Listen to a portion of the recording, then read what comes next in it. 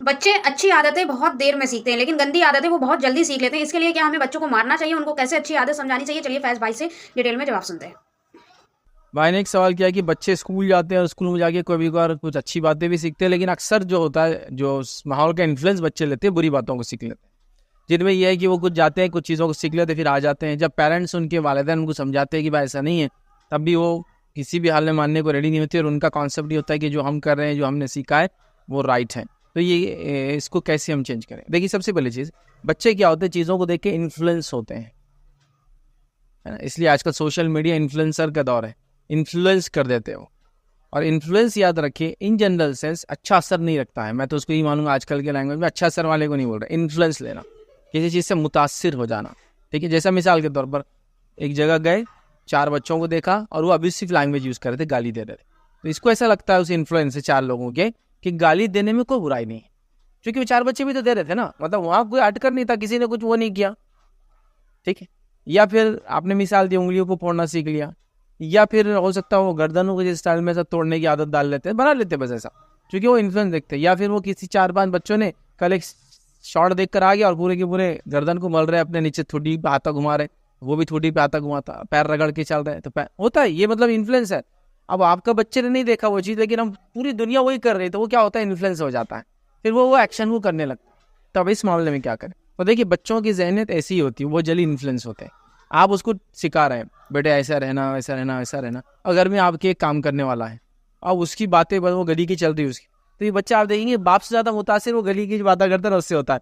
उसने ऐसा कर दिया, इसको फोड़ डाला, उसको मार दिया, उसको गिरा दिया, तो ये इतना मुतासिर होता है कि बाप से उतना मतलब उसकी बातों का इम्पैक्ट नहीं होता जितना ये जो आपने एक काम वाला रख लिया उसकी बातें सुन के मुतासिर हो जाते हैं। तो बच्चे इन्फ्लुएंस होते हैं, ठीक है। तो हमने क्या करना चाहिए, उसी टेक्निक को यूज़ करके बच्चों को इन्फ्लुएंस करना चाहिए, सब लोगों ने मिलकर। मिसाल के तौर पर एक बुरी चीज़ उसने लेकर आ गया 4 लोगों से सीख कर, तो यहाँ 4 लोग भी वही बात करेंगे, ये करना तो ठीक नहीं है, ऐसा बोलना तो ठीक नहीं है, ऐसा हाथ पहनना तो ठीक नहीं है, ऐसा चलना तो ठीक नहीं है। और आपस में कीजिए, उसको बोलिए मत, इन्वॉल्व ही मत कीजिए। बिल्कुल थोड़ी देर बाद ऐसा सुनते सुनते निकलता है और फिर वो अपने आप को चेंज करने के लिए तैयार हो जाता है। इन्फ्लुएंस, वो इन्फ्लुएंस हुआ एक बुराई से, आप इन्फ्लुएंस कीजिए अच्छाई से।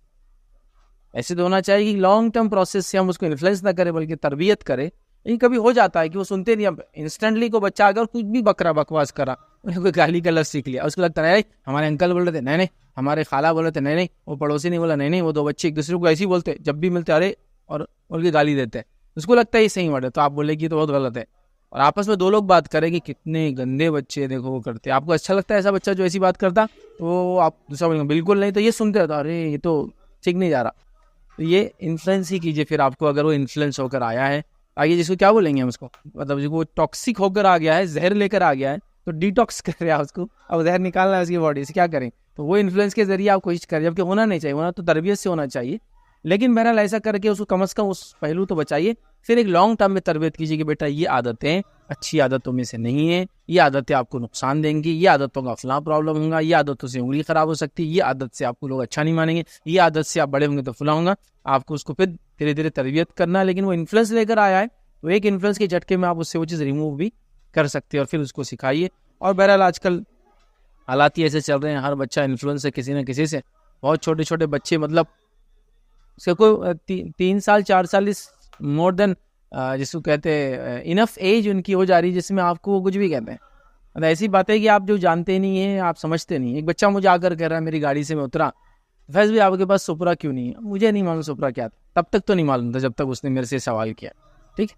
सुपरा एक गाड़ी का नाम है, टोयोटा का एक ब्रांड है। बाद में मैंने देखा भाई क्या है सुपरा, तो वो जब तेज़ एक्सेलरेशन आप करो तो वो पटाखे फोड़ती है, ठीक है। और है ना आजकल बुलेट वगैरह में लोग करते हैं, पटाखे की आवाज़ आती है, तो वैसी आवाज़ करती है। अब लेकिन नेट पे क्या है, उसका एक अपना एक क्या बोलेंगे क्रेज़ है, लोगों ने बना लिया हो। तो वो मुझसे कह रहा है कि आपका सुपरा, तो मैंने बोला सुपरा क्या है? मुझे तो बेसिकली देखो अभी आप बोल रहे थे पता चला कुछ है, मुझे तो नहीं मालूम क्या है, आप बताइए सुपरा क्या है। अरे बोले वो गाड़ी है ना सी आवाज़ करती, बोले वो करती। हार्डली उसके 3 या 3.5 साल।